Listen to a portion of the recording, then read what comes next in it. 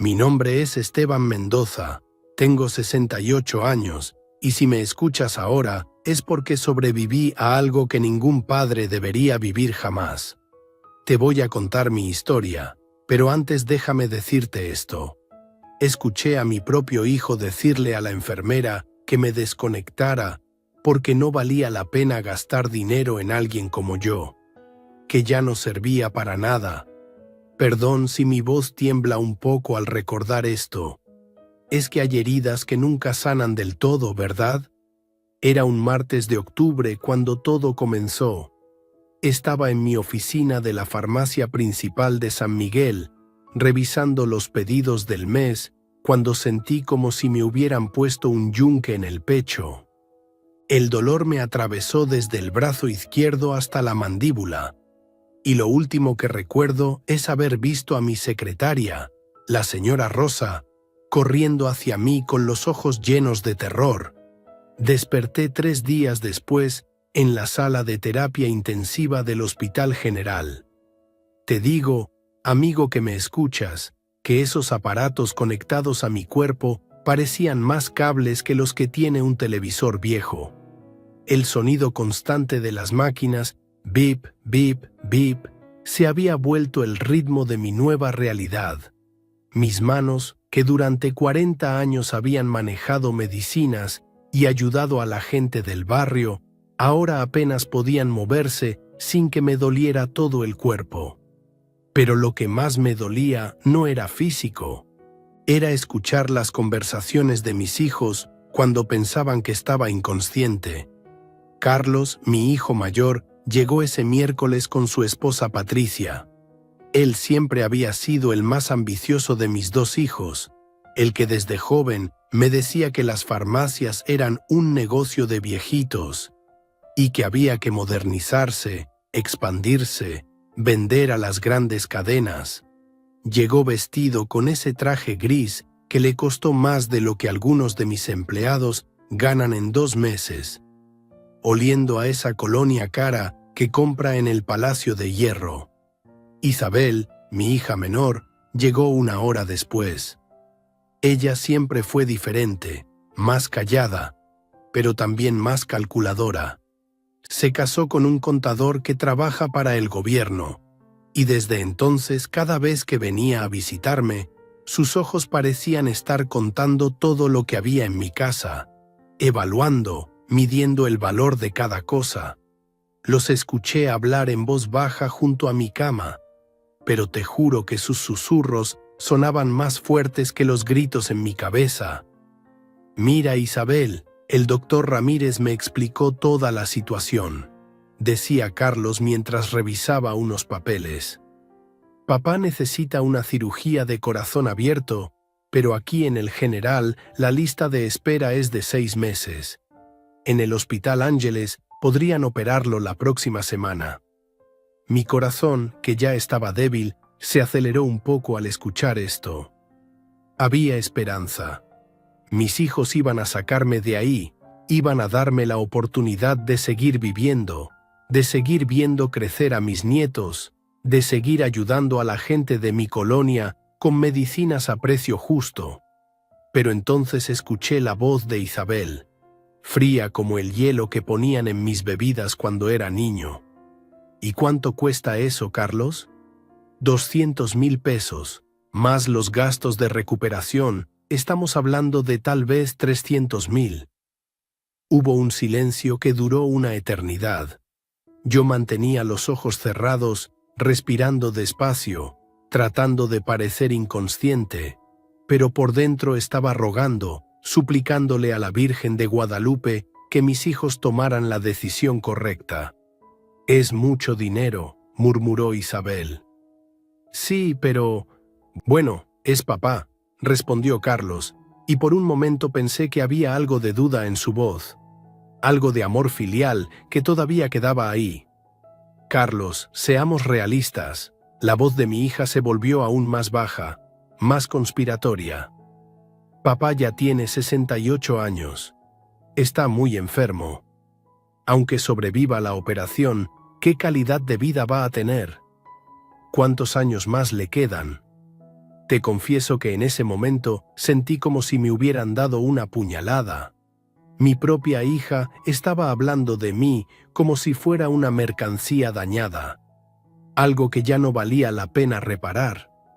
Además, continuó Isabel, piensa en todo lo que ha construido.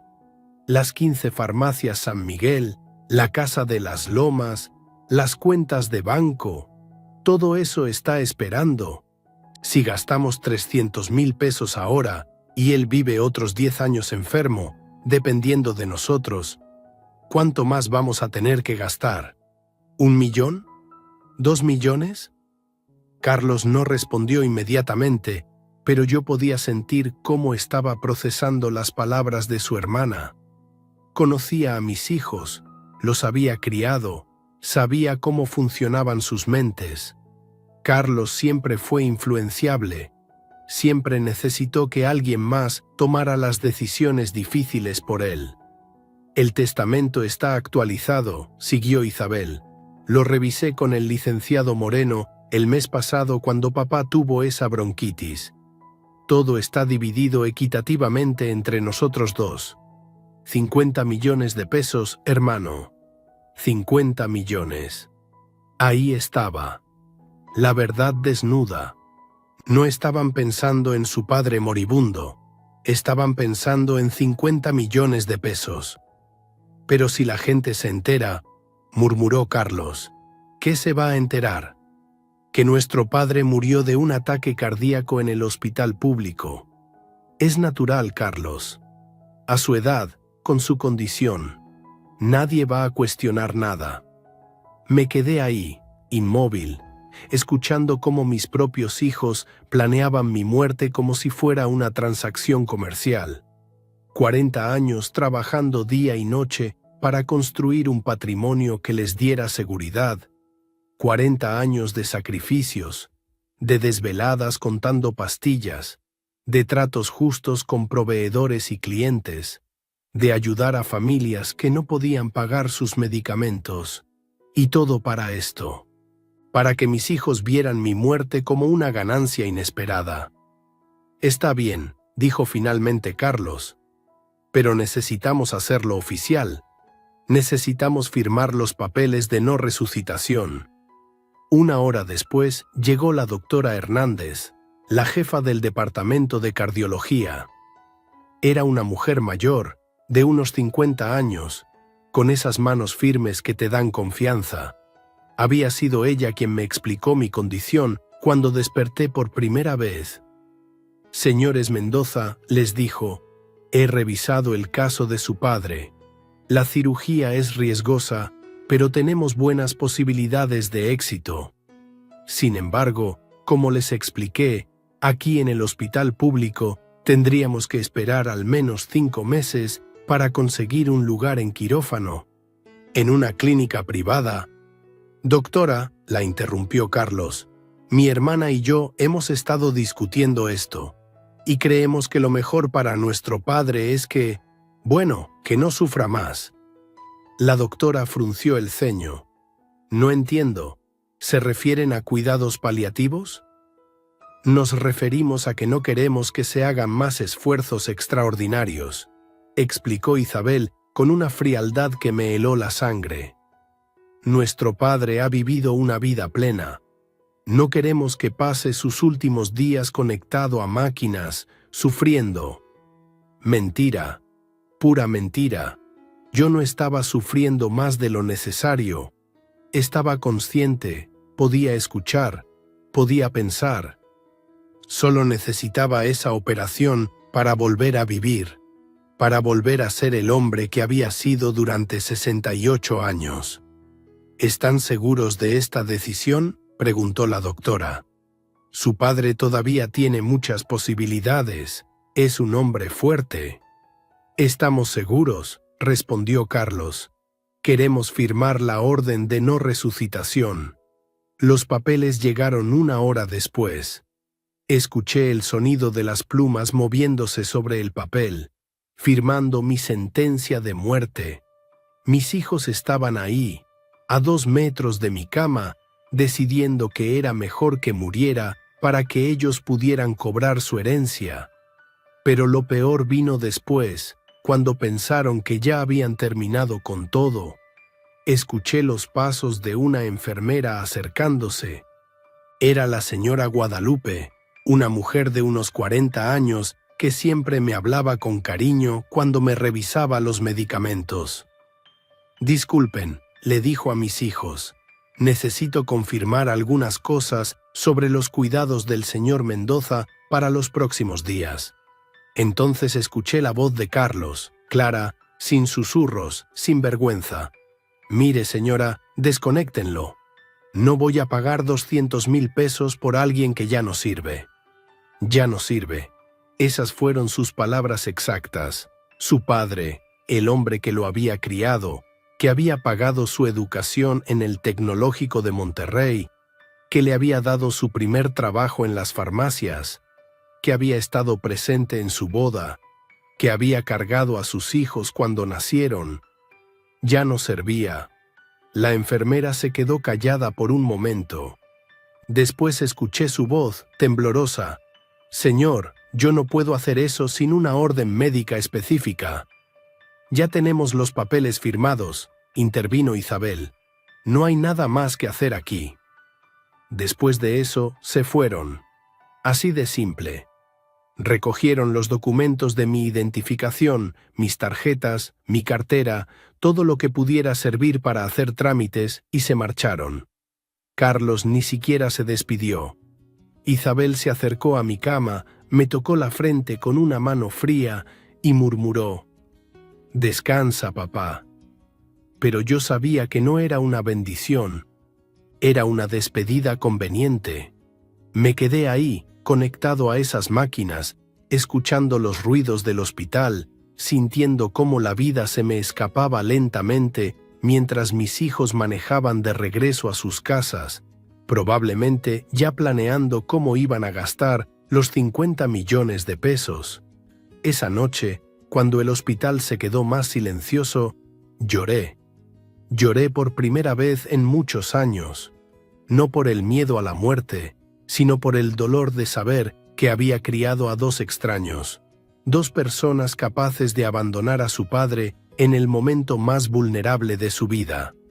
Si tú que me escuchas tienes hijos, abrázalos esta noche, pero también enséñales lo que significa la gratitud, el amor, la lealtad. Porque créeme, no hay dolor más grande que descubrir que aquellos que más amas son capaces de traicionarte cuando más los necesitas.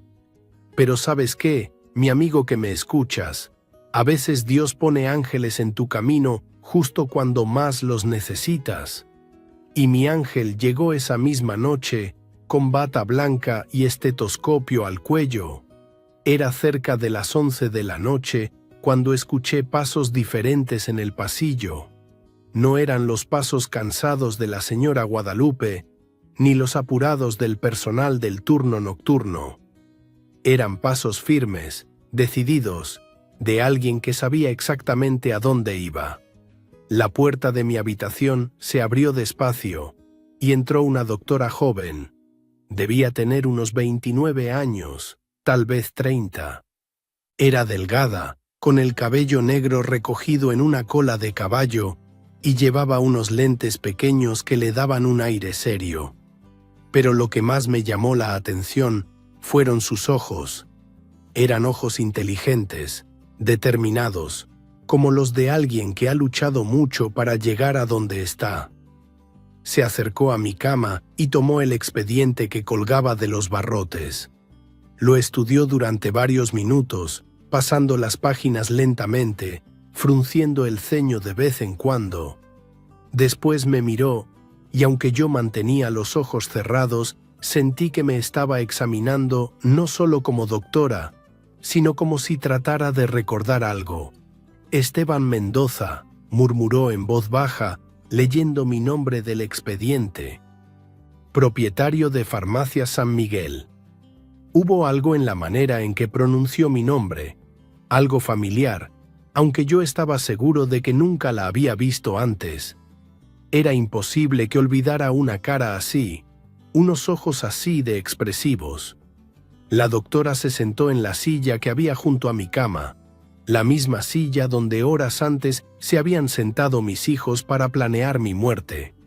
Pero esta mujer irradiaba algo completamente diferente: calidez, esperanza.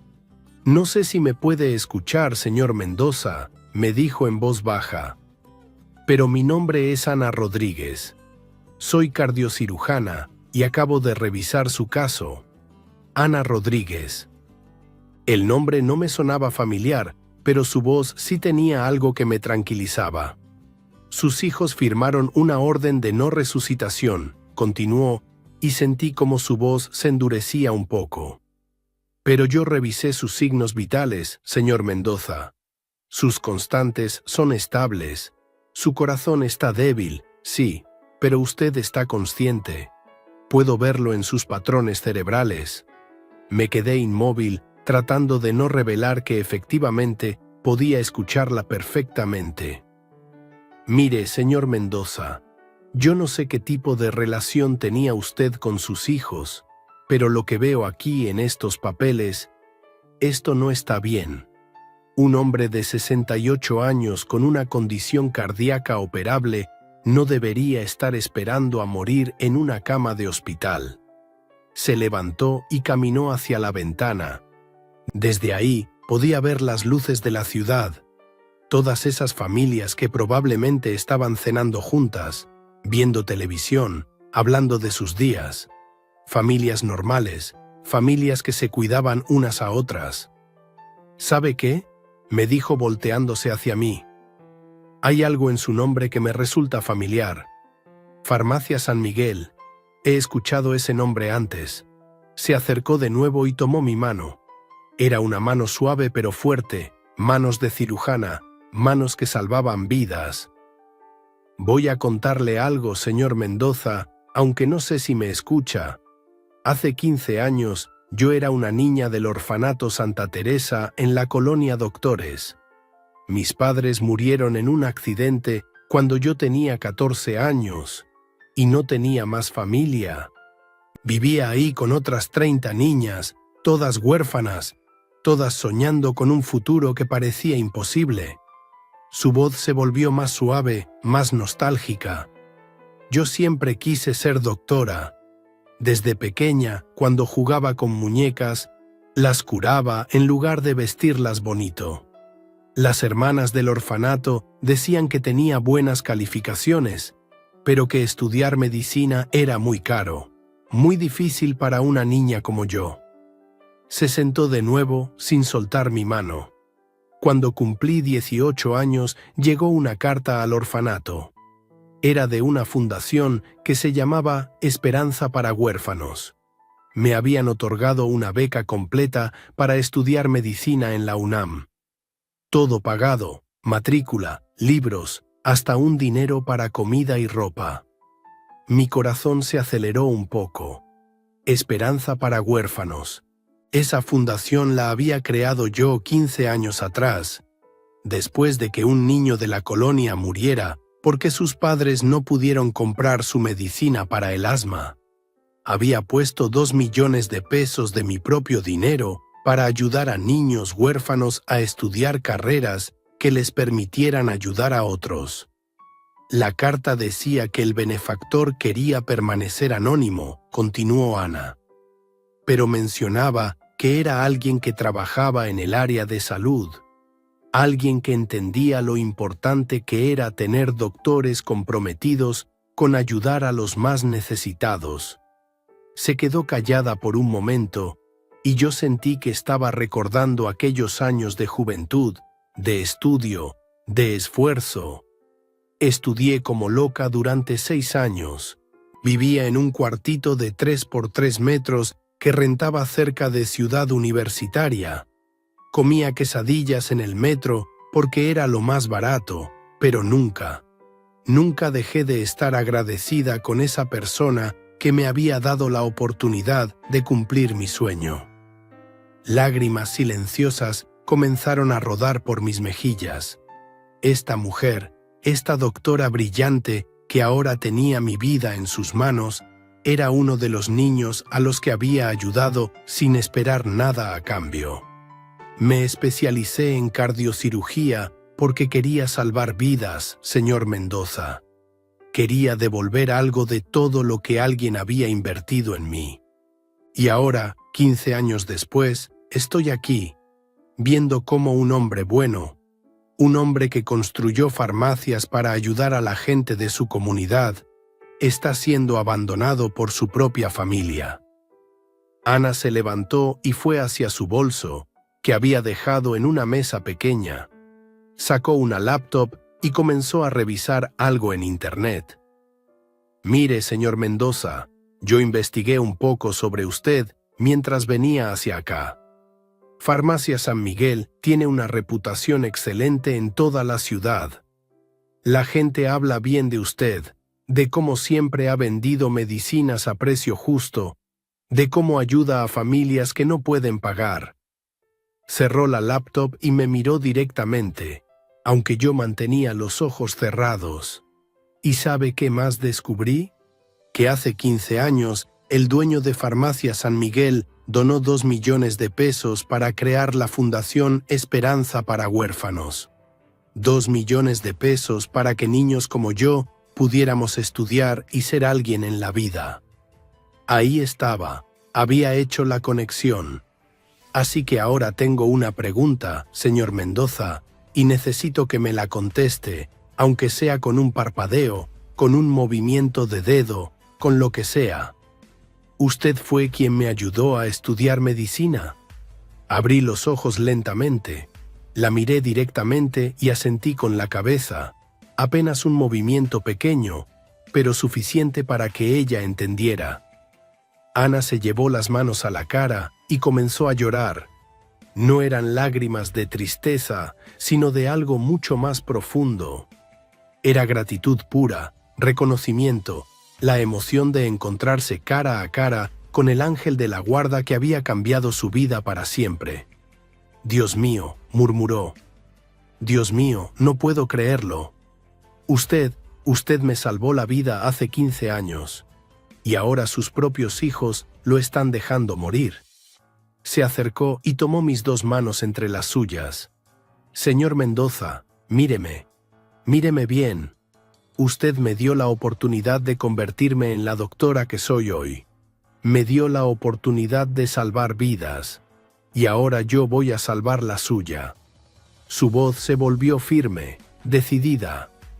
«No me importa lo que hayan firmado sus hijos, no me importa que no tengan dinero para la cirugía privada. Yo voy a conseguir que lo operen y va a sobrevivir. Se lo debo. Le debo mi carrera, mi vida, todo lo que soy». Ana salió de la habitación por unos minutos y regresó con otro doctor, un hombre mayor que parecía ser su supervisor. «Doctor Herrera», le dijo, «he estado revisando el caso del señor Mendoza. Creo que podemos hacer la cirugía aquí mismo, en el General». El doctor Herrera revisó mi expediente y negó con la cabeza. «Ana, ya sabes que tenemos una lista de espera de 6 meses. Además, necesitamos los nuevos marcapasos alemanes para un caso como este, y esos cuestan 180.000 pesos. El hospital no tiene presupuesto». «¿Y si yo consigo los marcapasos?», preguntó Ana. «¿Tú? ¿Con qué dinero?». «Eso déjelo de mi cuenta, doctor. Solo pregúnteme. Si yo consigo los marcapasos, ¿podemos hacer la cirugía la próxima semana?». El doctor Herrera la miró con curiosidad, pero después de revisar de nuevo mi expediente, asintió. «Si consigues los marcapasos, podemos intentarlo. Pero Ana, estamos hablando de 180.000 pesos. Eso es más de lo que ganas en un año». «Lo sé», respondió Ana. «Pero hay deudas que no se pagan con dinero, sino con acciones». Esa misma noche, Ana salió del hospital y se fue directamente al banco. Al día siguiente me contó que había pedido un préstamo personal de 180.000 pesos, poniendo como garantía su departamento, su carro, prácticamente todo lo que tenía. ¿Sabe qué le dije al gerente del banco? Me preguntó mientras revisaba mis signos vitales. Le dije que era la mejor inversión de mi vida, porque hace 15 años alguien invirtió en mí sin conocerme, sin esperar nada a cambio. Y ahora era mi turno de hacer lo mismo. La cirugía se programó para el viernes siguiente. Ana me explicó todo el procedimiento, cómo iban a reemplazar las arterias bloqueadas, cómo los nuevos marcapasos iban a regularizar mi ritmo cardíaco. Va a ser una operación larga, me dijo, pero tengo las mejores manos de todo el hospital y tengo una razón muy personal para que esta cirugía sea perfecta. El día de la operación, antes de que me llevaran al quirófano, Ana se acercó a mi oído. Señor Mendoza, hace 15 años usted me dio una segunda oportunidad en la vida. Hoy yo se la voy a dar a usted. Nos vemos en unas horas. La operación duró 7 horas. 7 horas durante las cuales Ana trabajó con la precisión de un relojero suizo, conectando cada vena, ajustando cada cable, asegurándose de que mi corazón volviera a latir con la fuerza de un hombre que todavía tenía mucho que vivir. Desperté 2 días después en una habitación diferente, ya no en terapia intensiva.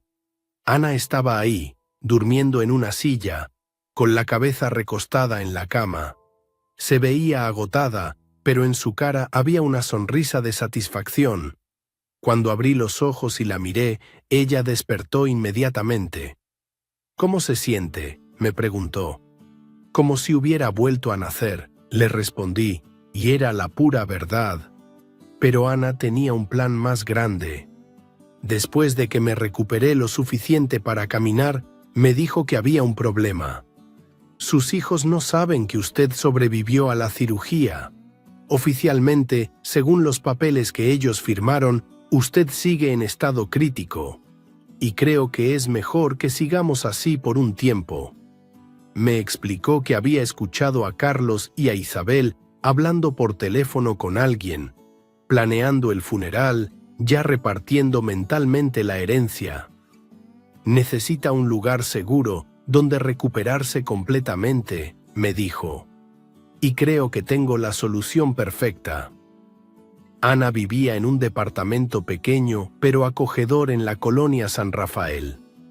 Era un segundo piso en un edificio viejo pero bien cuidado, con 2 recámaras pequeñas, una sala que también servía de comedor y una cocina donde apenas cabían 2 personas. «No es mucho», me dijo cuando llegamos, «pero es honesto, y aquí nadie lo va a buscar». Durante las siguientes semanas, Ana se convirtió en la hija que mis verdaderos hijos nunca fueron.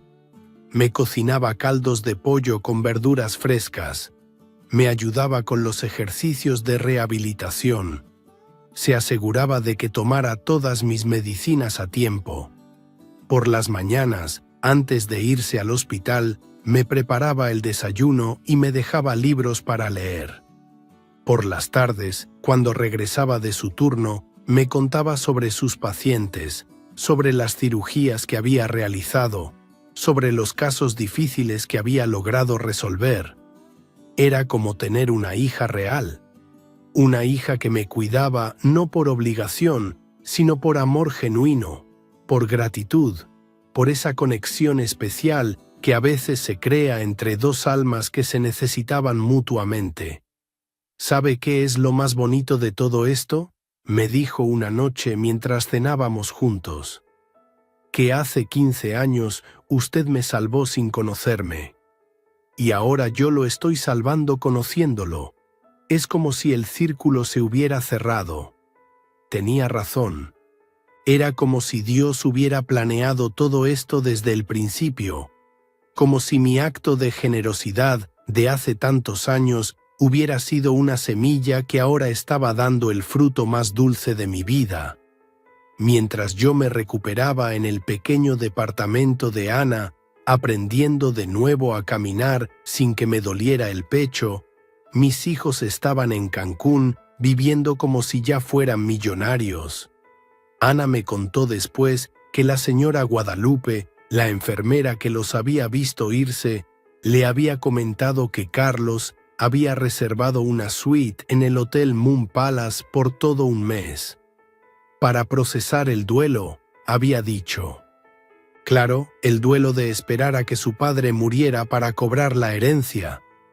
Te digo algo, mi amigo que me escuchas. Hay pocas cosas más dolorosas que imaginar a tus hijos brindando con champaña mientras tú luchas por tu vida en una cama de hospital. Pero eso era exactamente lo que estaban haciendo Carlos e Isabel, celebrando mi muerte antes de que sucediera. Durante esas 4 semanas que pasé recuperándome en casa de Ana, ella me mantenía informado de todo lo que pasaba en el hospital. Me contaba que mis hijos habían llamado 2 veces para preguntar por mi estado, pero nunca para visitarme, nunca para ver si necesitaba algo. Solo querían saber cuándo iba a morir oficialmente. Era un lunes de noviembre cuando finalmente regresaron. Ana llegó del hospital con una expresión que mezclaba indignación y tristeza. «Sus hijos están de vuelta», me dijo mientras se quitaba la bata blanca. «Llegaron esta mañana al hospital preguntando por usted. Pero no venían a visitarlo, señor Mendoza. Venían a recoger el cuerpo». Me senté en la pequeña sala de Ana, sintiendo cómo la rabia me subía por el pecho.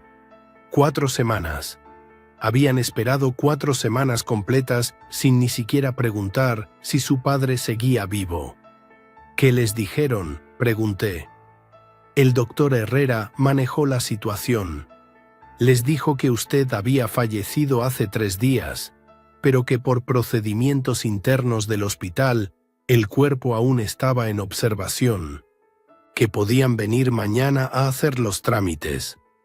Ana se sentó a mi lado en el sofá pequeño que había sido mi cama durante estas semanas de recuperación. «Pero hay algo más, señor Mendoza, algo que me dio mucha mala espina. Su hijo Carlos llegó preguntando específicamente por Ramiro Vegas». Ramiro Vegas, ese nombre sí lo conocía. Era un tipo que trabajaba en el registro civil del hospital, un hombre de unos 50 años que siempre andaba con trajes baratos, pero con relojes caros. Todo el mundo sabía que Ramiro tenía arreglos especiales con familias que necesitaban acelerar trámites o conseguir documentos sin hacer muchas preguntas. «¿Y qué pasó?», le pregunté a Ana. Lo seguí discretamente. Vi cómo Carlos se reunió con Ramiro en la cafetería del hospital. Estuvieron hablando como 20 minutos, y al final vi cómo Carlos le daba algo por debajo de la mesa. Parecía un sobre. La cosa estaba clara.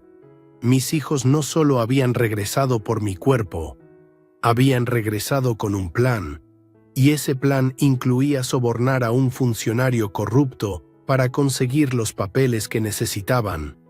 Al día siguiente, Ana se las arregló para estar presente cuando Carlos e Isabel fueron a la oficina de Ramiro Vegas. Me contó después cada detalle de esa conversación que la hizo sentir náuseas. Carlos llegó vestido de negro, como si ya estuviera de luto. Isabel llevaba un vestido gris y lentes oscuros, interpretando el papel de la hija doliente. Pero Ana podía ver a través de su actuación. «Señor Vegas», había dicho Carlos con esa voz seria que usaba cuando quería impresionar a alguien.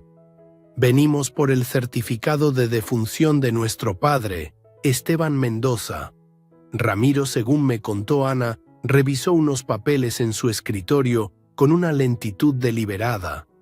Era obvio que estaba disfrutando el momento, sabiendo que tenía algo que ellos necesitaban urgentemente. «Bueno, señor Mendoza, hay algunos procedimientos que debemos seguir. Ya sabe, en casos como este, donde el fallecimiento fue por causas naturales, pero sin una autopsia completa». «¿Qué tipo de procedimientos?», preguntó Isabel, y Ana notó cómo su voz tenía un dejo de impaciencia. «Pues verá, señora, Oficialmente tendríamos que esperar a que el médico forense termine su reporte. Eso podría tomar unas 2 semanas más, pero entiendo que ustedes tienen prisa por hacer los arreglos funerarios. Carlos se inclinó hacia adelante en su silla. ¿Hay alguna manera de acelerar el proceso? Ahí estaba. La pregunta que Ramiro había estado esperando. Bueno, respondió Ramiro, bajando la voz conspirativamente. Hay ciertas tarifas administrativas que podrían ayudar a que los papeles estén listos hoy mismo. Pero son procedimientos especiales. ¿Cuánto? Preguntó Isabel directamente sin rodeos. 5.000 pesos, en efectivo. Ana me contó que vio cómo Carlos e Isabel intercambiaron una mirada rápida, como si 5.000 pesos fueran monedas en una fuente de deseos. Para ellos, que estaban esperando heredar 50 millones, esa cantidad era ridícula. Perfecto, dijo Carlos sacando su cartera. Pero necesitamos que el certificado tenga fecha de ayer, para efectos del seguro de vida. Ramiro sonrió con esa sonrisa grasosa que tienen los corruptos cuando saben que tienen a alguien en sus manos. No hay problema. Ayer, a las 4 de la tarde. Paro cardiorrespiratorio irreversible. ¿Les parece bien? Y así, con 5.000 pesos y una firma falsificada, mis hijos oficialmente me mataron en papel. Ramiro les entregó un certificado de defunción completamente falso, con sellos oficiales y firmas que parecían legítimas. Pero la cosa no terminó ahí. Ana siguió investigando y se enteró de que Carlos e Isabel habían contratado a una funeraria de lujo en la colonia Roma para organizar un velorio que pareciera apropiado para un hombre de mi posición social. La funeraria se llamaba Servicios Funerarios Esperanza, y el dueño, un tal señor Jiménez, era conocido por hacer arreglos discretos para familias que tenían situaciones complicadas. Carlos le explicó que querían un ataúd cerrado porque yo había estado muy enfermo y no querían que la gente me recordara en esas condiciones. Mi padre era un hombre muy orgulloso, le había dicho Carlos al funerario, según me contó después la señora Carmen, la vecina de Ana que trabajaba limpiando en esa funeraria. No querría que sus amigos y socios lo vieran así. Mentira tras mentira. La verdad era que necesitaban un ataúd cerrado porque no había cuerpo que mostrar. El velorio se organizó para el viernes en la noche. Carlos e Isabel mandaron hacer esquelas en el periódico. Invitaron a todos los socios comerciales de las farmacias, a los proveedores, a los empleados. Querían que fuera un evento grande, visible, para que nadie cuestionara mi muerte. Durante esos días previos al funeral, Ana me mantuvo informado de todos los preparativos. Era como ver una obra de teatro macabra donde yo era el protagonista muerto, interpretado por un ataúd vacío. ¿Sabe qué es lo más cruel de todo esto?, me dijo Ana una noche mientras cenábamos en su pequeña cocina. Que sus hijos están gastando más dinero en fingir que lo lloran que lo que habrían gastado en salvarlo. Tenía razón. El velorio, las flores, el ataúd de caoba, los anuncios en el periódico, todo eso les estaba costando por lo menos 100.000 pesos. Dinero que podrían haber usado para parte de mi operación si realmente hubieran querido salvarme. Pero lo que más me dolía era escuchar los planes que tenían para después del funeral. Ana tenía una amiga, la doctora Patricia Sánchez, que era prima de la esposa de Carlos, y Patricia le había contado a Ana las conversaciones que había escuchado en la casa de Carlos. Resulta que Isabel ya había tenido reuniones con representantes de Farmacia del Ahorro, la cadena más grande de México. Querían comprar las 15 sucursales de Farmacia San Miguel por 30 millones de pesos. 30 millones que se sumarían a los 20 millones que yo tenía en cuentas de banco e inversiones. Es un buen negocio, había dicho Isabel, según le contó Patricia a Ana. Papá construyó algo sólido, pero nosotros no sabemos manejar farmacias. Es mejor vender todo rápido y dividir el dinero. Carlos, por su parte, ya tenía otros planes. Había estado viendo propiedades en Texas, cerca de San Antonio. Quería comprar un rancho de 200 acres donde pudiera vivir como el rico que siempre había soñado ser. Con 25 millones de pesos puedo comprar un rancho increíble. Le había dicho a su esposa Patricia. Ya no tendríamos que vivir en México. Los niños podrían estudiar en escuelas americanas de primera. Te imaginarás cómo me sentí al escuchar esto. Mi amigo que me escuchas. 40 años de mi vida construyendo esas farmacias, no para hacerme rico, sino para servir a mi comunidad, para dar trabajo a familias, para ayudar a gente que necesitaba medicinas a precios justos. Y mis hijos querían vender todo en 2 meses para irse a vivir como millonarios a otro país. Las farmacias San Miguel no eran solo un negocio para mí, eran mi legado, mi manera de ayudar a la gente de mi barrio. En cada una de esas sucursales trabajaban familias completas. Don Roberto había sido mi gerente durante 15 años, y sus 3 hijos también trabajaban en diferentes sucursales. La señora María Elena había empezado como cajera cuando era joven madre soltera y ahora era supervisora de 5 tiendas. Toda esa gente iba a perder sus trabajos cuando Farmacia del Ahorro comprara las sucursales. Porque esa cadena grande tenía sus propios empleados, sus propios sistemas. Iban a cerrar las tiendas por 6 meses, remodelar todo y después reabrir con personal nuevo. Pero a Carlos e Isabel no les importaba nada de eso. Solo veían números en una cuenta de banco. El viernes llegó más rápido de lo que esperaba. Ana me despertó temprano porque había decidido que teníamos que ir a ver el velorio desde lejos. Necesita ver esto con sus propios ojos, me dijo. Necesita ver exactamente quiénes son sus hijos cuando piensan que nadie los está viendo. Nos vestimos de negro y tomamos un taxi hasta la funeraria. Ana había pedido prestado un sombrero grande y unos lentes oscuros para mí, y ella se había puesto una peluca castaña. Desde la cafetería de enfrente podíamos ver perfectamente la entrada de Servicios Funerarios Esperanza. La escena que vi esa noche me rompió el corazón de maneras que no sabía que eran posibles. Ahí estaba mi ataúd, cubierto de flores blancas y amarillas, rodeado de coronas con mensajes de «Hasta siempre, don Esteban» y «Descanse en paz, amigo querido». Gente que me conocía desde hacía décadas, gente que había comprado medicinas en mis farmacias durante años, gente que me respetaba genuinamente. Y ahí, recibiendo las condolencias como si fueran los hijos más dolientes del mundo, estaban Carlos e Isabel. Carlos llevaba un traje negro impecable y una corbata gris que probablemente había costado más que el salario mensual de mis empleados. Estrechaba manos, recibía abrazos, y cada vez que alguien le decía «Tu papá era un buen hombre», él respondía con voz quebrada «Sí, lo vamos a extrañar mucho».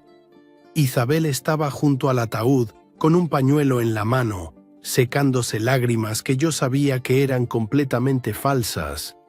Cuando se acercaba gente importante, como el licenciado Moreno o algunos de los proveedores más grandes, ella intensificaba su actuación.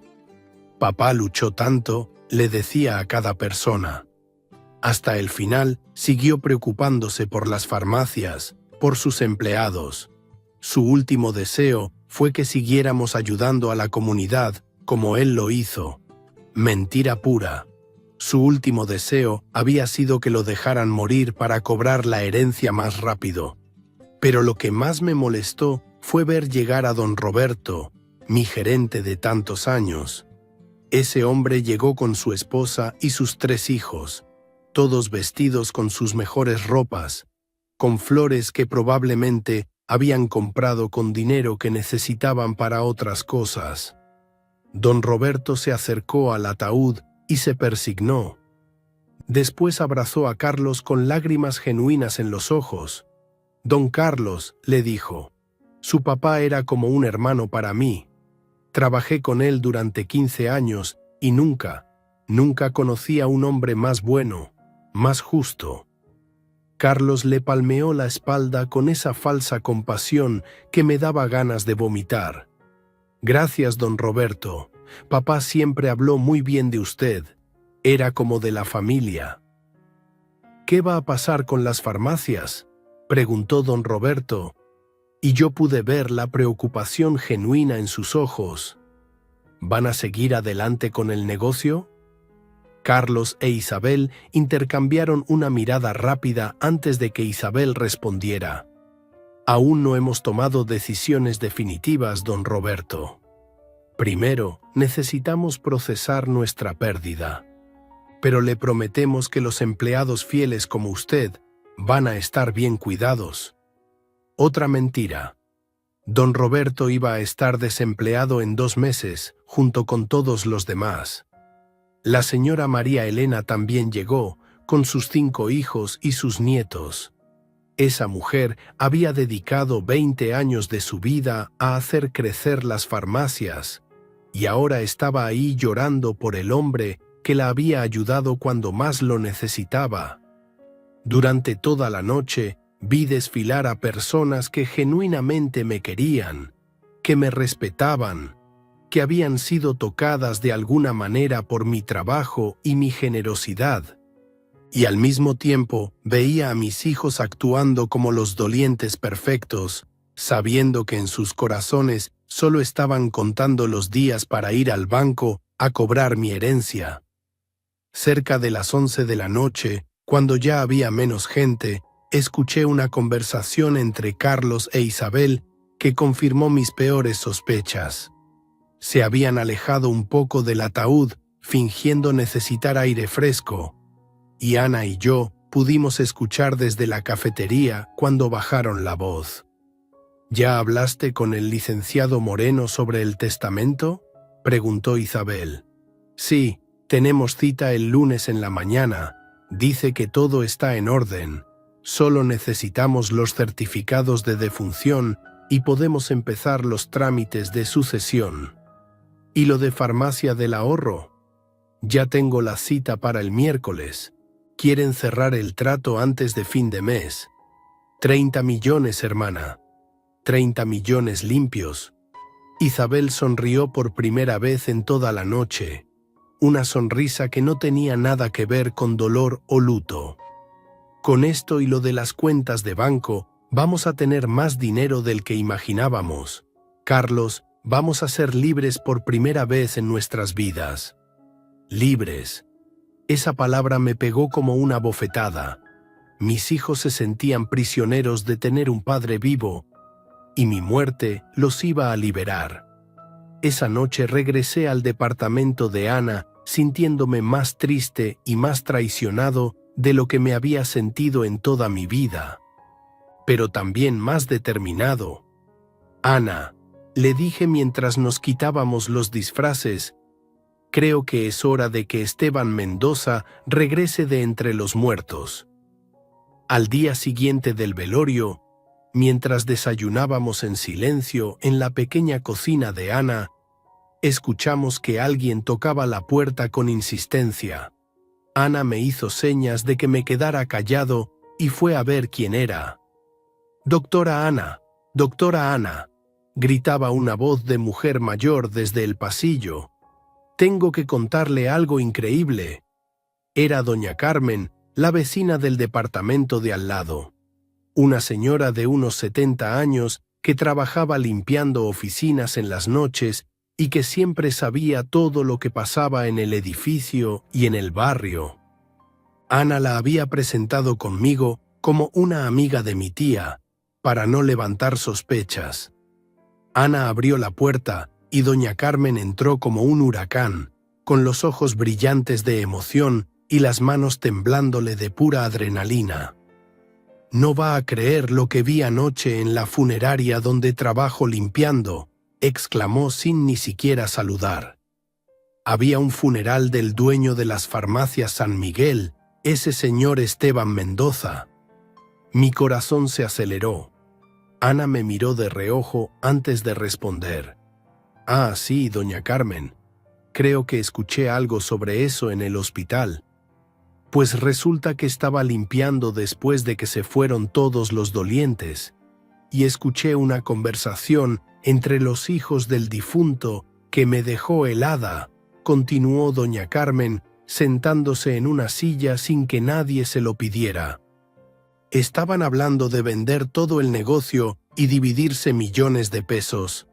Se acercó a Ana como si fuera a contar un secreto de Estado. «Pero lo más raro, doctora, lo más raro de todo, es que cuando fui a limpiar alrededor del ataúd, sentí que estaba vacío. Yo he limpiado esa funeraria durante 5 años y sé cómo se siente cuando hay un cuerpo adentro. Este ataúd sonaba hueco cuando accidentalmente lo toqué con la aspiradora». Ana y yo intercambiamos miradas rápidas.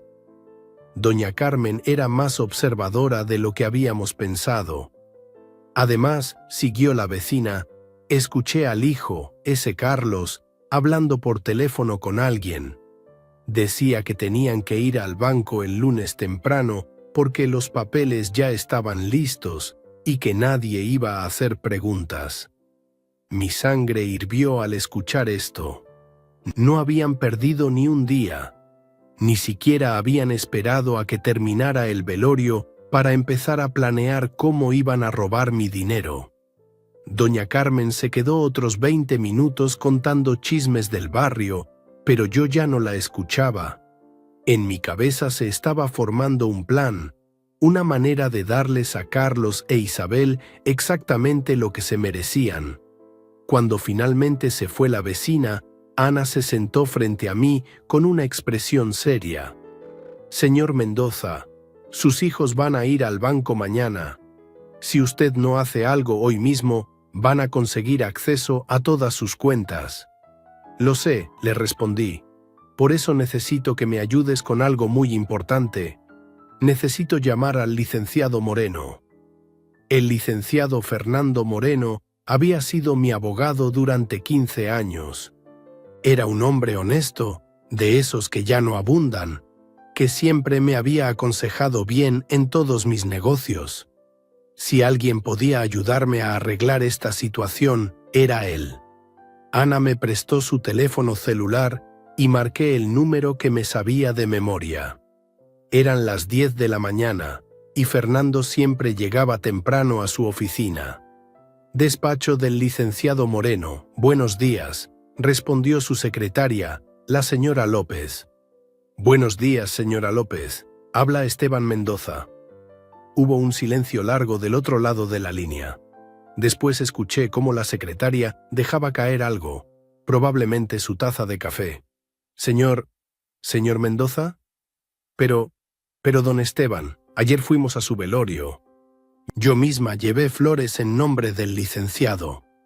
Señora López, le voy a explicar todo, pero primero necesito hablar urgentemente con Fernando. Es una emergencia legal muy grave».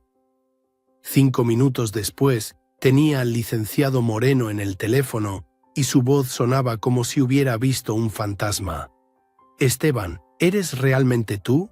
Por favor dime que no estoy volviéndome loco. Soy yo, Fernando, muy vivo y muy enojado. Necesito verte hoy mismo, pero en secreto. Y necesito que no le digas a nadie, absolutamente a nadie, que estoy vivo». Le expliqué brevemente lo que había pasado, el abandono de mis hijos, la cirugía que me salvó la vida, el certificado de defunción falso.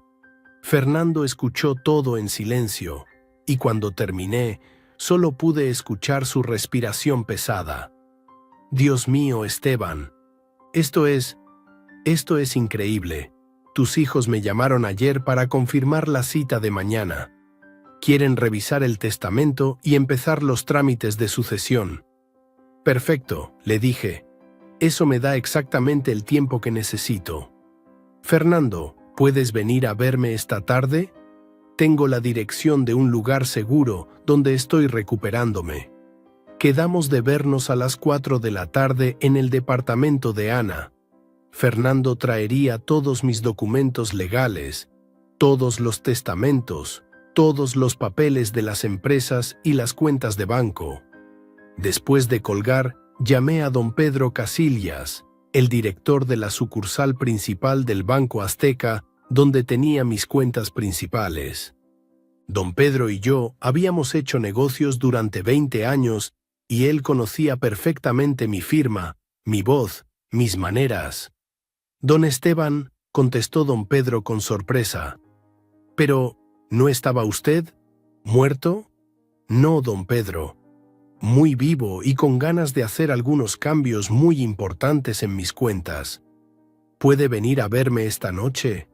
Es urgente y confidencial. Don Pedro aceptó inmediatamente. Él siempre había sido un hombre de negocios discreto, de esos que entienden que a veces las situaciones familiares requieren manejos especiales. El resto del día lo pasé pensando exactamente qué iba a hacer. No era solo una cuestión de castigar a Carlos e Isabel, aunque se lo merecían completamente. Era una cuestión de justicia, de asegurarme de que mi dinero y mis empresas fueran a parar a manos que realmente los merecían. Ana había trabajado todo el día en el hospital, pero cuando regresó a las 3 de la tarde, me encontró sentado en la sala con una libreta llena de notas y cálculos. «¿Cómo se siente, señor Mendoza?», me preguntó, y pude ver en sus ojos que estaba preocupada por mí. «Me siento mejor de lo que me he sentido en años, Ana. Por primera vez en mucho tiempo, sé exactamente qué tengo que hacer». Le expliqué mi plan mientras ella se cambiaba la bata blanca por ropa casual. Ana me escuchó con atención y cuando terminé, se quedó callada por varios minutos. «¿Estás seguro de esto?», me preguntó finalmente. «Es una decisión muy grande. Estamos hablando de toda su fortuna». «Ana, hace 15 años invertí 2 millones de pesos en una niña que ni siquiera conocía, solo porque creí que merecía una oportunidad. Esa inversión me regresó algo que vale mucho más que dinero. Me regresó la vida.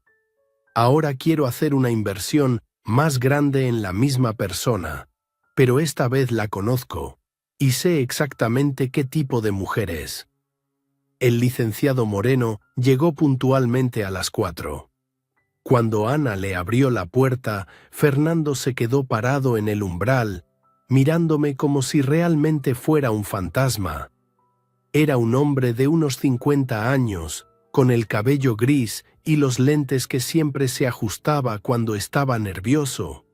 Llevaba su maletín de cuero negro de siempre, el mismo con el que había manejado todos mis asuntos legales durante década y media. «Esteban», me dijo acercándose lentamente, «no puedo creer que estés aquí. Ayer estuve en tu velorio, vi tu ataúd, consolé a tus hijos». «Mis hijos», repetí con amargura. «Dime, Fernando, ¿cómo se veían? ¿Muy tristes?». Fernando frunció el ceño y se sentó en el sofá, abriendo su maletín. «Bueno, estaban vestidos de luto, por supuesto, pero ahora que lo pienso, había algo raro, especialmente en Carlos. Cuando le dije que lamentaba mucho la pérdida, él respondió algo como, «Bueno, papá ya no va a sufrir más». No sonaba como alguien que acababa de perder a su padre. Porque para ellos no perdieron a un padre, Fernando. Ganaron 50 millones de pesos. Le conté toda la historia completa, cómo había escuchado la conversación en el hospital, cómo me habían abandonado firmando papeles de no resucitación, cómo Ana me había salvado, cómo habían conseguido un certificado falso de defunción. Fernando tomaba notas en una libreta pequeña y su expresión se volvía más grave con cada detalle. «Esto es abandono de persona en estado de vulnerabilidad», murmuró. «Es un delito federal. Carlos e Isabel podrían enfrentar cargos criminales». «Eso lo vamos a ver después», le dije. «Primero necesito proteger mis bienes y asegurarme de que vayan a las manos correctas». Saqué la libreta donde había estado haciendo mis cálculos toda la tarde. «Fernando, quiero cambiar completamente todos mis testamentos y todos los beneficiarios de mis fideicomisos. Quiero revocar cualquier derecho que Carlos e Isabel puedan tener sobre mis propiedades». «¿Y a quién quieres dejarle todo?». Miré a Ana, que estaba en la cocina preparando café para todos nosotros.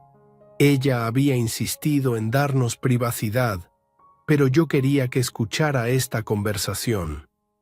«Ana», la llamé. «Ven acá, por favor. Quiero que escuches esto». Ella se acercó secándose las manos con un trapo de cocina, con esa expresión curiosa que ponía cuando no sabía qué esperar. «Fernando», le dije al abogado, «quiero dejarle todo mi patrimonio a la doctora Ana Rodríguez. Las 15 farmacias, las cuentas de banco, las inversiones, la casa de las lomas, todo». Ana se quedó helada. El trapo se le cayó de las manos y se quedó ahí parada, mirándome como si le hubiera hablado en chino. «Señor Mendoza, no puedo aceptar eso. Es demasiado. Es toda su vida de trabajo». «Ana, siéntate», le dije con firmeza. «Déjame explicarte algo». Ella se sentó lentamente en el sillón de enfrente, todavía en shock. «Hace 15 años, cuando creé el Fondo Esperanza para Huérfanos, lo hice porque creía que invertir en gente buena era la mejor manera de hacer que mi dinero significara algo. Esa inversión me regresó algo que no tiene precio, una hija verdadera». Ana empezó a llorar silenciosamente. «Tú me salvaste la vida cuando mi propia sangre me abandonó. Me cuidaste como si fuera tu padre. Te endeudaste hasta el cuello para pagarme una cirugía que mis hijos no quisieron costear. Y lo hiciste sin esperar nada a cambio». Me levanté del sofá y me acerqué a ella. «Ana, tú eres más mi hija que Carlos e Isabel. Tú entiendes lo que significan las farmacias San Miguel. Tú sabes lo importante que es ayudar a la gente, servir a la comunidad. Confío en que vas a hacer con mi dinero exactamente lo que yo habría hecho». Fernando carraspeó discretamente. «Esteban, legalmente puedes hacer esto. Tienes derecho absoluto a disponer de tus bienes como quieras. Pero necesitamos documentar muy bien las razones, especialmente considerando las circunstancias». «¿Qué necesitas?», le pregunté. «Necesito que escribas una carta explicando detalladamente por qué estás desheredando a Carlos e Isabel. Necesito testimonios médicos que confirmen que estabas en pleno uso de tus facultades mentales cuando tomaste esta decisión. Y necesito evidencia del abandono que sufriste». Ana se secó los ojos y habló por primera vez desde que le había dado la noticia. «Licenciado Moreno, yo tengo todos los expedientes médicos del señor Mendoza. Tengo registros de las conversaciones que tuvieron sus hijos con los doctores. Tengo evidencia de que firmaron documentos de no resucitación y después abandonaron el hospital». «Perfecto», respondió Fernando. «Con eso podemos armar un caso sólido». Pasamos las siguientes 2 horas redactando documentos. Fernando había traído una computadora portátil y entre los 3 escribimos una nueva versión completa de mi testamento. En el documento explicaba detalladamente cómo Carlos e Isabel me habían abandonado en el hospital, cómo habían rechazado pagar por mi tratamiento médico, cómo habían firmado órdenes para que me dejaran morir. por actos de abandono de persona en estado de vulnerabilidad, dictaba yo mientras Fernando tecleaba, y por demostrar una falta total de amor filial y respeto hacia su padre, revoco cualquier derecho que Carlos Mendoza Ruiz e Isabel Mendoza Ruiz puedan tener sobre mi patrimonio. Después redactamos la parte donde le dejaba todo a Ana. Nombro como única y universal beneficiaria de todos mis bienes a Ana Rodríguez Morales, quien demostró hacia mi persona el amor, cuidado y dedicación que mis propios hijos fueron incapaces de mostrar. La doctora Rodríguez arriesgó su patrimonio personal y su carrera profesional para salvarme la vida cuando fui abandonado por mi familia. Fernando imprimió todos los documentos en una impresora pequeña que tenía en su maletín. Firmé cada página, Ana firmó como testigo y Fernando notarizó todo con su sello oficial.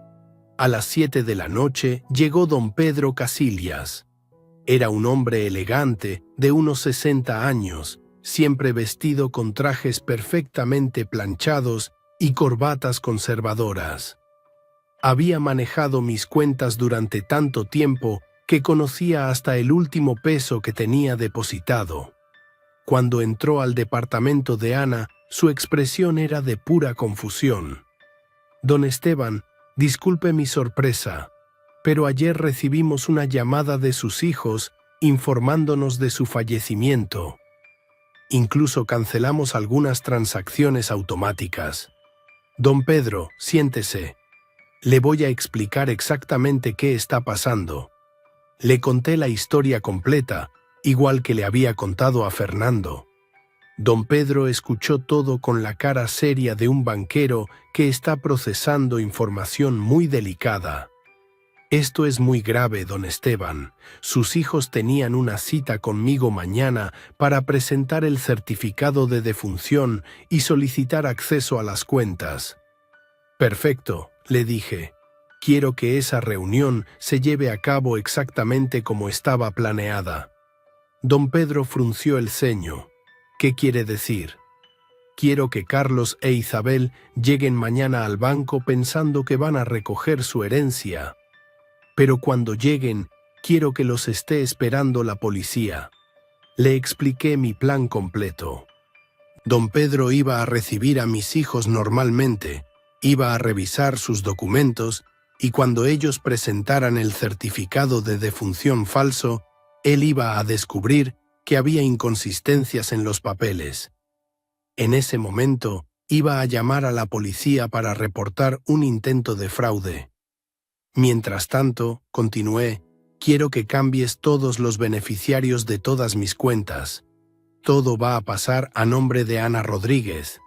Don Pedro miró a Ana con curiosidad. ¿La doctora Rodríguez es familiar suya? Es mi hija, respondí sin dudarlo.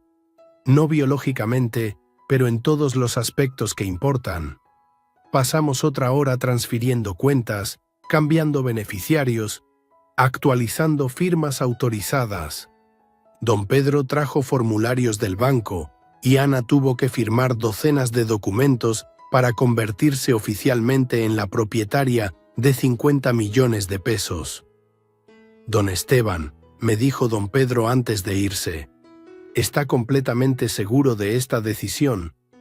Es irreversible. Pedro, llevo 68 años en este mundo y nunca he estado más seguro de nada. Esta mujer me salvó la vida. Mis hijos intentaron quitármela. No hay decisión más fácil que esta. Esa noche, después de que se fueron Fernando y don Pedro, Ana y yo nos quedamos despiertos hasta muy tarde hablando en su pequeña sala. Señor Mendoza, me dijo, todavía no puedo creer lo que pasó hoy. Hace una semana yo era una doctora endeudada que vivía en un departamento rentado. Ahora soy... no sé ni cómo decirlo. Ahora eres una mujer con los recursos para cambiar el mundo, le respondí. Pero más importante, eres una mujer con el corazón para hacerlo bien. Ana se quedó callada por un momento mirando por la ventana las luces de la ciudad. «¿Qué va a pasar mañana?», preguntó finalmente. «Mañana», le dije, «la justicia va a llegar para Carlos e Isabel. Y tú y yo vamos a empezar una nueva vida juntos, como padre e hija de verdad». Esa noche dormí mejor de lo que había dormido en meses. Por primera vez desde mi ataque al corazón, sentía que todo estaba en su lugar. Mi dinero iba a estar en buenas manos, mis farmacias iban a seguir ayudando a la gente, y mis hijos iban a aprender que las acciones tienen consecuencias. Pero sobre todo había encontrado algo que pensé que había perdido para siempre: una familia verdadera, una hija que me amaba por quien yo era, no por lo que tenía. Y mañana, Carlos e Isabel iban a descubrir que robar una herencia es mucho más difícil cuando el muerto todavía está vivo. El lunes amaneció con ese tipo de cielo gris que parece presagiar que algo importante va a suceder.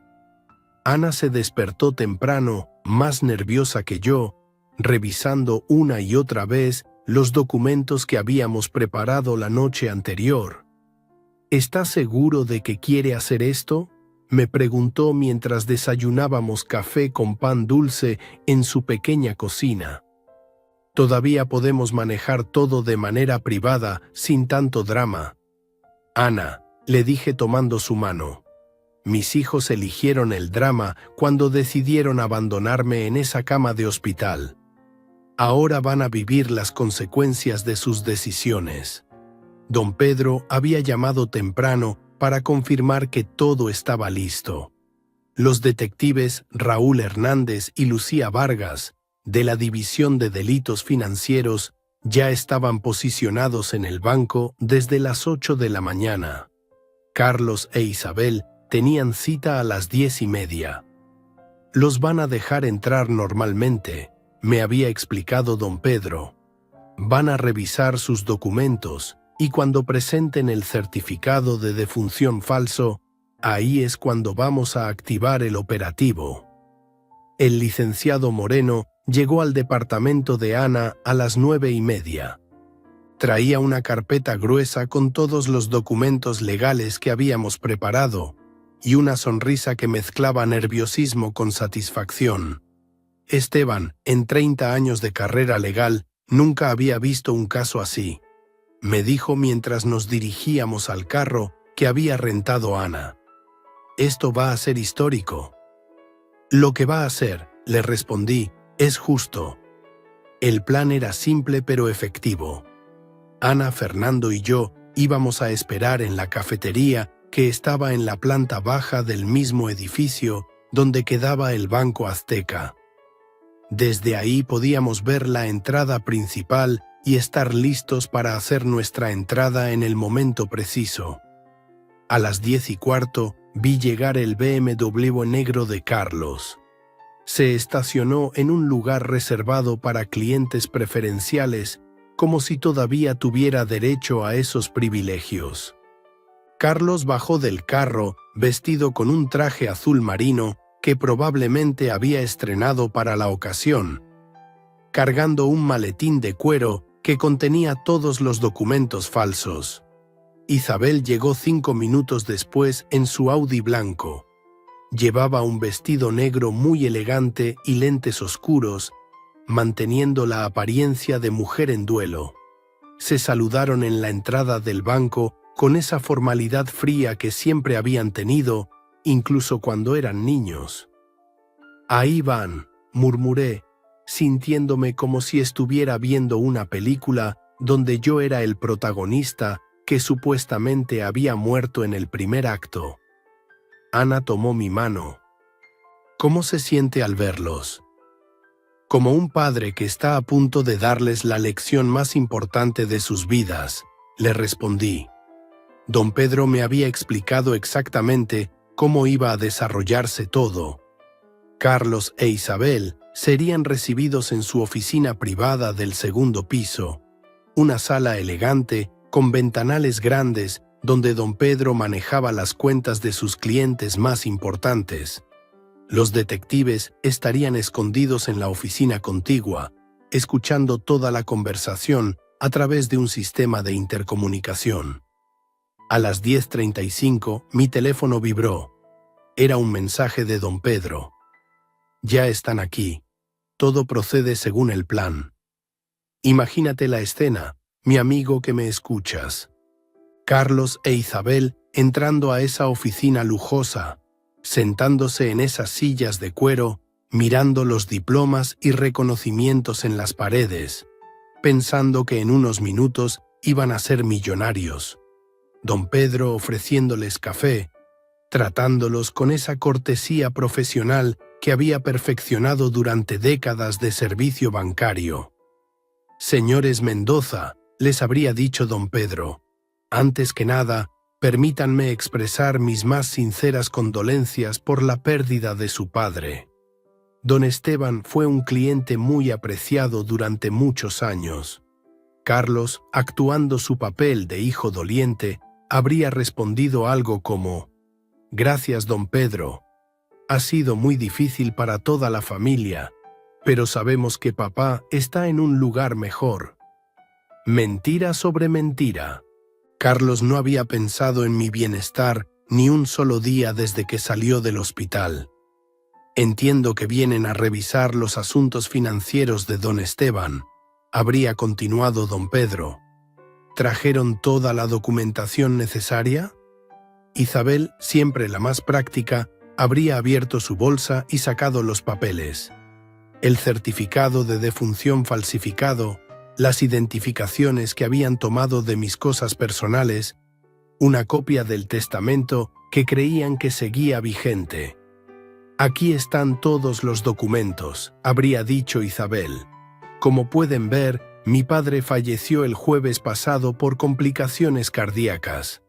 Don Pedro habría revisado los papeles lentamente, fingiendo que todo estaba normal.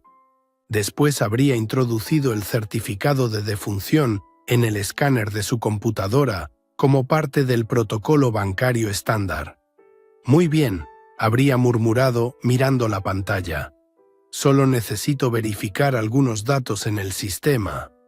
Mientras tanto, en la oficina de al lado, los detectives Hernández y Vargas estarían confirmando lo que ya sabían: que el certificado de defunción era completamente falso.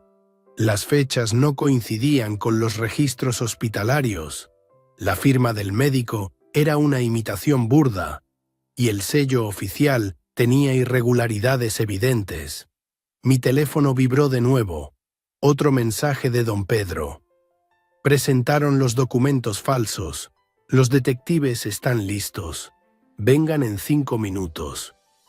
Ana, Fernando y yo salimos de la cafetería y caminamos hacia el elevador del banco. Mi corazón latía rápido, pero no de enfermedad esta vez, sino de anticipación. Por primera vez en meses sentía que tenía control total sobre mi vida y mi destino. «Señor Mendoza», me dijo Fernando mientras subíamos al segundo piso, «¿está preparado para esto?». «Fernando», le respondí, «llevo 68 años preparándome para este momento, solo que no sabía que iba a llegar así». Cuando las puertas del elevador se abrieron, pudimos escuchar voces alteradas viniendo de la oficina de don Pedro. Carlos estaba hablando más fuerte de lo normal, y su voz tenía ese tono de impaciencia que yo conocía muy bien. «No entiendo cuál es el problema, don Pedro», decía Carlos. «Los documentos están en orden. Mi padre murió, tenemos el certificado oficial, y nosotros somos los únicos herederos legales». «Señor Mendoza», respondía don Pedro con esa calma profesional que mantenía incluso en las situaciones más tensas, «comprenda que el banco tiene protocolos muy estrictos para este tipo de transacciones. Necesitamos verificar algunos detalles adicionales». «¿Qué tipo de detalles?», preguntaba Isabel, y yo podía detectar nerviosismo en su voz. «¿Hay algún problema con los papeles?». En ese momento, Fernando tocó suavemente la puerta de la oficina. Don Pedro respondió inmediatamente. «Adelante». Fernando entró primero, seguido por Ana y finalmente por mí. Te juro que la expresión en las caras de Carlos e Isabel fue algo que voy a recordar por el resto de mi vida. Carlos se levantó de su silla tan rápido que la volteó. Su cara se puso completamente blanca, como si hubiera visto al mismo diablo. Se quedó ahí parado, con la boca abierta, apuntándome con un dedo tembloroso. Tú, ¿cómo es posible?», balbuceó. Isabel no se levantó. Se quedó sentada, agarrando los brazos de su silla como si fuera a desmayarse. Sus lentes oscuros se le cayeron al suelo y pude ver sus ojos llenos de terror absoluto. «Buenos días, hijos», les dije con la voz más tranquila que pude reunir. «¿Sorprendidos de verme?» «Papá», murmuró Isabel. Pero tú estás muerto. Fuimos a tu funeral. Te enterramos». «No, Isabel. Ustedes enterraron un ataúd vacío después de sobornar a un funcionario corrupto para conseguir un certificado de defunción falso.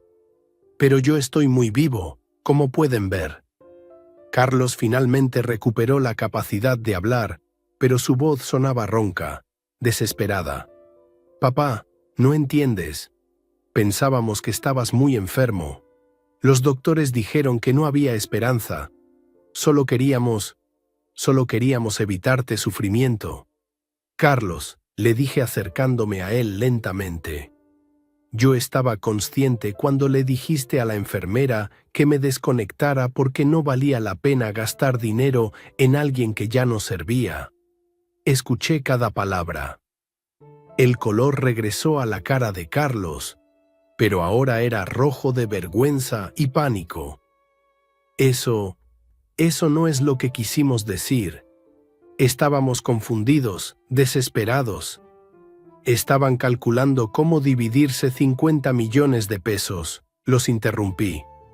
Escuché toda su conversación sobre vender las farmacias, sobre comprar ranchos en Texas, sobre ser libres por primera vez en sus vidas.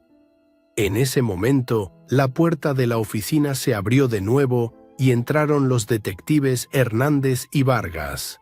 Raúl Hernández era un hombre de unos 40 años, alto y delgado, con esa presencia autoritaria que tienen los policías experimentados. Lucía Vargas era más joven, tal vez de 35 años, pero tenía esa mirada inteligente de alguien que ha visto de todo en su carrera. «Carlos Mendoza y Isabel Mendoza», dijo el detective Hernández mostrando su placa. «Están bajo arresto por falsificación de documentos oficiales, intento de fraude bancario y abandono de persona en estado de vulnerabilidad». Isabel se levantó de su silla tambaleándose. «Esto es un error. No hicimos nada malo». La detective Vargas se acercó a ella con las esposas en la mano. «Señora, tenemos evidencia de que pagaron 5,000 pesos a Ramiro Vegas para conseguir un certificado de defunción falso. También tenemos grabaciones de las conversaciones que tuvieron con el personal médico cuando abandonaron a su padre en el hospital». Carlos intentó correr hacia la puerta, pero el detective Hernández lo detuvo fácilmente. «Papá», gritó Carlos mientras le ponían las esposas, «tú no puedes hacer esto. Somos tu familia». Me acerqué a él hasta quedar a unos centímetros de su cara. Por primera vez en mi vida vi a Carlos realmente asustado, realmente arrepentido. Pero era demasiado tarde. «Carlos», le dije con voz firme, «cuando me abandonaron en esa cama de hospital, ustedes rompieron cualquier vínculo familiar que teníamos. Cuando firmaron esos papeles para dejarme morir, dejaron de ser mis hijos». «Pero el dinero», murmuró Isabel entre lágrimas, «las farmacias, todo lo que construiste». «Va a ir a las manos correctas», le respondí. Me volteé hacia Ana, que había estado observando toda la escena en silencio, y la tomé del brazo para acercarla.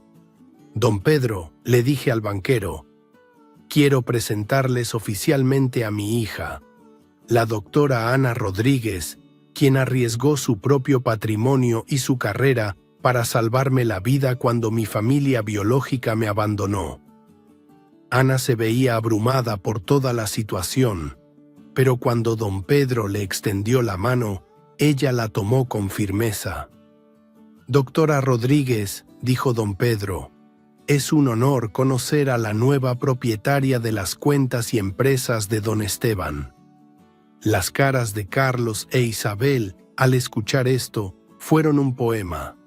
La realidad de lo que acababa de pasar les pegó como un balde de agua fría. ¿Qué? Gritó Carlos. No puedes hacer eso. Somos tus herederos legales. El licenciado Moreno se acercó con la carpeta de documentos legales. En realidad, señor Mendoza, su padre tiene el derecho absoluto de disponer de su patrimonio como considere adecuado, especialmente cuando hay evidencia documentada de abandono familiar. Sacó una copia del Nuevo Testamento y se la mostró a Carlos e Isabel. Como pueden ver aquí, don Esteban ha revocado todos los derechos hereditarios que ustedes pudieran tener, debido a actos comprobados de abandono de persona en estado de vulnerabilidad. Isabel empezó a llorar histéricamente. Esto no es justo.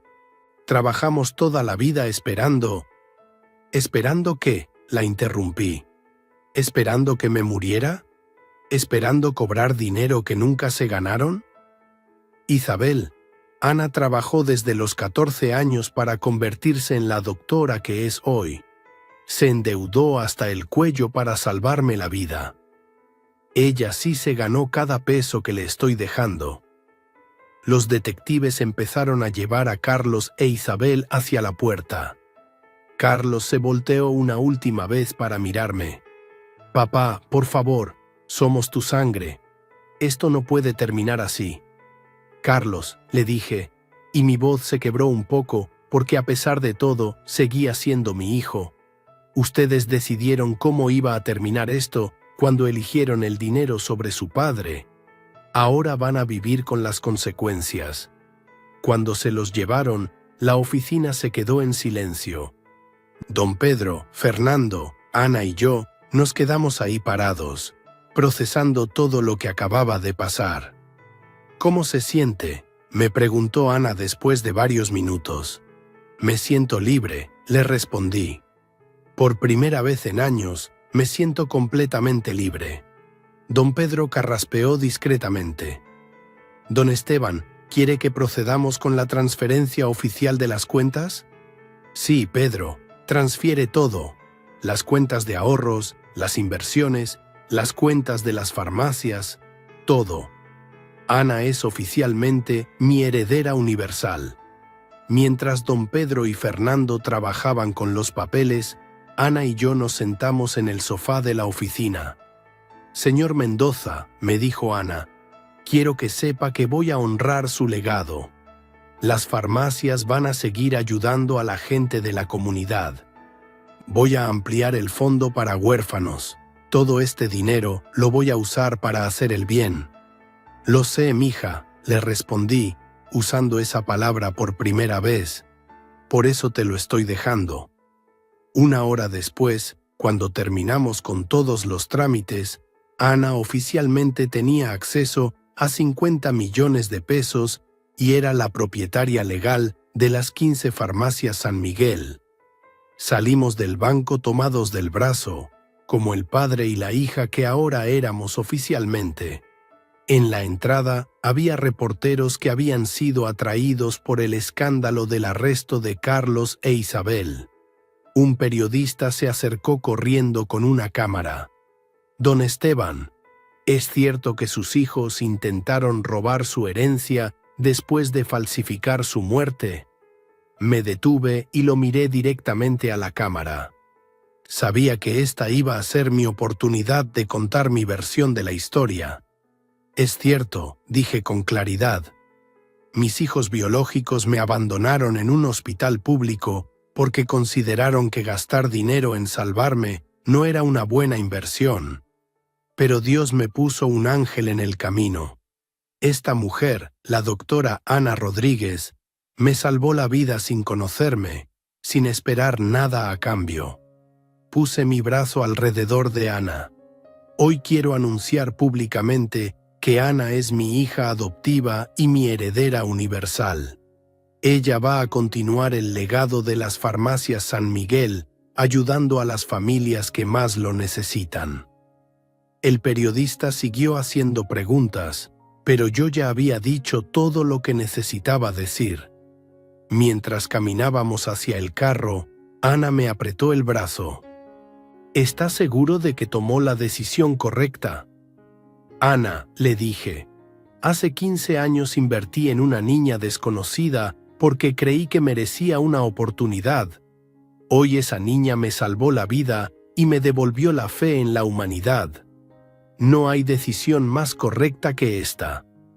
Esa noche, mientras cenábamos en un restaurante elegante para celebrar nuestro nuevo comienzo como familia, recibí una llamada del detective Hernández. Don Esteban, me dijo, quería informarle que Carlos e Isabel van a enfrentar cargos formales. El abandono de persona vulnerable es un delito grave y el fraude bancario puede llevarlos a la cárcel por varios años. ¿Y Ramiro Vegas?, pregunté. También fue arrestado. Resulta que tenía un historial largo de falsificar documentos. Su carrera en el gobierno terminó hoy. Cuando colgué, Ana me miró con preocupación. ¿Cómo se siente sabiendo que sus hijos pueden ir a la cárcel? Me siento triste por ellos, le respondí honestamente. Pero también siento que la justicia se está cumpliendo. Las acciones tienen consecuencias, y ellos eligieron el camino fácil. Levantamos nuestras copas para brindar. Por los nuevos comienzos, dije. Por las familias que elegimos, respondió Ana. Y así, mi amigo que me escuchas, terminó la historia de cómo mis hijos intentaron matarme por dinero, pero terminaron perdiendo todo por su propia codicia. Mientras ellos se enfrentaban a la justicia, yo había encontrado algo mucho más valioso que 50 millones de pesos. Había encontrado una hija verdadera, una mujer que me amaba por quien era, no por lo que tenía. A veces las mejores familias no son las que nacen de la sangre, sino las que nacen del corazón. Y mi corazón, ese mismo corazón que mis hijos quisieron dejar morir, ahora latía fuerte y libre, lleno de amor por la hija que el destino me había regalado cuando más la necesitaba. Estamos una vez más por acá, huevón. Una noche más por acá, muchachos, con ustedes. Qué bueno verlos por acá. Aplausos. No lo merecemos, no lo merecemos. Después de un día tan berraco, huevón. Después de un día tan agitado. Aquí estamos. Invictos. Me gustó esto. ¿Cómo vamos, parceros? Buenas noches, háblamelo de Ledán. ¿Todo bien o qué? ¿Cómo estás, parcerito? Háblamelo, Pirlo. Pirlo 420 en la casa. ¿Cómo va, hermano? ¿Cómo va todo? ¿Cómo va todo, mi socio? ¿Qué es lo que es? ¿Cuál es la movida, parce? Papi, está lloviendo bien rico. Es la última... Yo creo que es la última lluvia de primavera, weón. No, bueno, lluvia de primavera. De hecho, principios de lluvia de primavera. Parcero, la verdad que hoy estoy muy bien, weón. A pesar de que casi no cuento la historia hoy, weón. Papi, casi me parto la cabeza. Literalmente. Papi, estaba moviendo unas cosas, me caí el camión, weón, me di como una vuelta para atrás, papi, y había una piedrota, marica. Por suerte que la cabeza no me cayó ahí, parce, pero sí me alcancé a doblar ¿cómo se llama eso? El tobillo, marica. Estamos una vez más por acá, weón. Una noche más por acá, muchachos, con ustedes. Qué bueno verlos por acá. Aplausos, no lo merecemos, no lo merecemos. Después de un día tan berraco, weón. Después de un día tan agitado. Aquí estamos, invictos. Me gustó esto. ¿Cómo vamos, parceros? Buenas noches, háblamelo de Ledán. ¿Todo bien o qué? ¿Cómo estás, parcerito? Háblamelo, Pirlo. Pirlo 420 en la casa. ¿Cómo va, hermano? ¿Cómo va todo? ¿Cómo va todo, mi socio? ¿Qué es lo que es? ¿Cuál es la movida, parce? Papi, está lloviendo bien rico. Es la última. Yo creo que es la última lluvia de primavera, weón. No, bueno, lluvia de primavera. De hecho, principios de lluvia de primavera.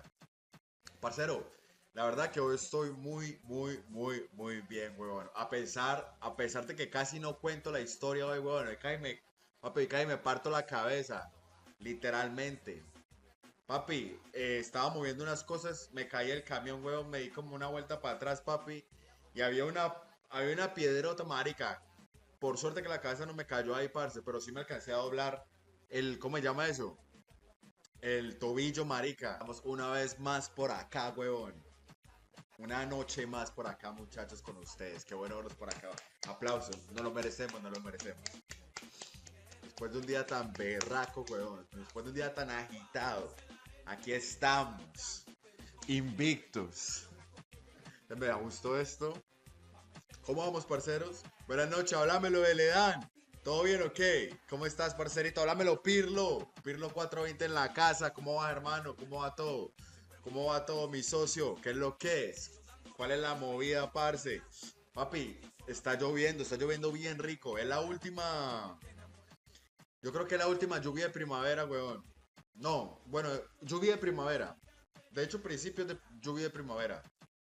Parcero, la verdad que hoy estoy muy bien, weón. A pesar de que casi no cuento la historia hoy, weón. Papi, cae y me parto la cabeza. Literalmente. Papi, estaba moviendo unas cosas, me caí el camión, weón, me di como una vuelta para atrás, papi. Y había una piedrota, marica. Por suerte que la cabeza no me cayó ahí, parce, pero sí me alcancé a doblar ¿cómo se llama eso? El tobillo, marica. Vamos una vez más por acá, weón. Una noche más por acá, muchachos, con ustedes. Qué bueno verlos por acá. Aplausos. No lo merecemos, no lo merecemos. Después de un día tan berraco, weón. Después de un día tan agitado. Aquí estamos. Invictus. Me gustó esto. ¿Cómo vamos, parceros? Buenas noches, háblamelo, Beledán. ¿Todo bien o qué? ¿Cómo estás, parcerito? Háblamelo, Pirlo. Pirlo 420 en la casa. ¿Cómo va, hermano? ¿Cómo va todo? ¿Cómo va todo, mi socio? ¿Qué es lo que es? ¿Cuál es la movida, parce? Papi, está lloviendo bien rico. Es la última. Yo creo que es la última lluvia de primavera, weón. No, bueno, lluvia de primavera. De hecho, principios de lluvia de primavera. Parcero, la verdad que hoy estoy muy bien, weón. A pesar de que casi no cuento la historia hoy, weón. Papi, cae y me parto la cabeza. Literalmente. Papi, estaba moviendo unas cosas, me caí el camión, weón, me di como una vuelta para atrás, papi. Y había una piedrota, marica. Por suerte que la cabeza no me cayó ahí, parce, pero sí me alcancé a doblar ¿cómo se llama eso? El tobillo, marica. Vamos una vez más por acá, weón. Una noche más por acá, muchachos, con ustedes. Qué bueno verlos por acá. Aplausos. No lo merecemos, no lo merecemos. Después de un día tan berraco, weón. Después de un día tan agitado. Aquí estamos. Invictus. Me gustó esto. ¿Cómo vamos, parceros? Buenas noches, háblamelo, Beledán. ¿Todo bien o qué? ¿Cómo estás, parcerito? Háblamelo, Pirlo. Pirlo 420 en la casa. ¿Cómo va, hermano? ¿Cómo va todo? ¿Cómo va todo, mi socio? ¿Qué es lo que es? ¿Cuál es la movida, parce? Papi, está lloviendo bien rico. Es la última. Yo creo que es la última lluvia de primavera, weón. No, bueno, lluvia de primavera. De hecho, principios de lluvia de primavera. Parcero, la verdad que hoy estoy muy bien, weón. A pesar de que casi no cuento la historia hoy, weón. Papi, cae y me parto la cabeza. Literalmente. Papi, estaba moviendo unas cosas, me caí el camión, weón, me di como una vuelta para atrás, papi. Y había una piedrota, marica. Por suerte que la cabeza no me cayó ahí, parce, pero sí me alcancé a doblar ¿cómo se llama eso? El tobillo, marica. Vamos una vez más por acá, weón. Una noche más por acá, muchachos, con ustedes. Qué bueno verlos por acá. Aplausos. No lo merecemos, no lo merecemos. Después de un día tan berraco, weón. Después de un día tan agitado. Aquí estamos. Invictus. Me gustó esto. ¿Cómo vamos, parceros? Buenas noches, háblamelo de Ledan. ¿Todo bien o qué? ¿Cómo estás, parcerito? Háblamelo, Pirlo. Pirlo 420 en la casa. ¿Cómo va, hermano? ¿Cómo va todo? ¿Cómo va todo, mi socio? ¿Qué es lo que es? ¿Cuál es la movida, parce? Papi, está lloviendo bien rico. Es la última. Yo creo que es la última lluvia de primavera, weón. No, bueno, lluvia de primavera. De hecho, principios de lluvia de primavera. Parcero, la verdad que hoy estoy muy bien, weón. A pesar de que casi no cuento la historia hoy, weón. Papi, cae me parto la cabeza. Literalmente. Papi, estaba moviendo unas cosas, me caí el camión, weón, me di como una vuelta para atrás, papi. Y había una piedrota, marica. Por suerte que la cabeza no me cayó ahí, parce, pero sí me alcancé a doblar ¿cómo se llama eso? El tobillo, marica. Vamos una vez más por acá, huevón. Una noche más por acá, muchachos, con ustedes. Qué bueno verlos por acá. Aplausos. No lo merecemos, no lo merecemos. Después de un día tan berraco, huevón. Después de un día tan agitado. Aquí estamos. Invictus. Me gustó esto. ¿Cómo vamos, parceros? Buenas noches, háblamelo de Ledan. ¿Todo bien o qué? ¿Cómo estás, parcerito? Háblamelo, Pirlo. Pirlo 420 en la casa. ¿Cómo va, hermano? ¿Cómo va todo? ¿Cómo va todo, mi socio? ¿Qué es lo que es? ¿Cuál es la movida, parce? Papi, está lloviendo bien rico. Es la última. Yo creo que es la última lluvia de primavera, weón. No, bueno, lluvia de primavera. De hecho, principios de lluvia de primavera. Parcero, la verdad que hoy estoy muy bien, weón. A pesar de que casi no cuento la historia hoy, weón. Papi, cae me parto la cabeza. Literalmente. Papi, estaba moviendo unas cosas, me caí el camión, weón, me di como una vuelta para atrás, papi. Y había una piedrota, marica. Por suerte que la cabeza no me cayó ahí, parce, pero sí me alcancé a doblar ¿cómo se llama eso? El tobillo, marica. Vamos una vez más por acá, huevón. Una noche más por acá, muchachos, con ustedes. Qué bueno verlos por acá. Aplausos. No lo merecemos, no lo merecemos. Después de un día tan berraco, huevón. Después de un día tan agitado. Aquí estamos. Invictus. Me gustó esto. ¿Cómo vamos, parceros? Buenas noches, háblamelo de Ledan. ¿Todo bien o qué? ¿Cómo estás, parcerito? Háblamelo, Pirlo. Pirlo 420 en la casa. ¿Cómo va, hermano? ¿Cómo va todo? ¿Cómo va todo, mi socio? ¿Qué es lo que es? ¿Cuál es la movida, parce? Papi, está lloviendo bien rico. Es la última. Yo creo que es la última lluvia de primavera, weón. No, bueno, lluvia de primavera. De hecho, principios de lluvia de primavera. Parcero, la verdad que hoy estoy muy bien, weón. A pesar de que casi no cuento la historia hoy, weón. Papi, cae me parto la cabeza.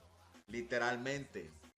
Papi, estaba moviendo unas cosas, me caí el camión, weón, me di como una vuelta para atrás, papi.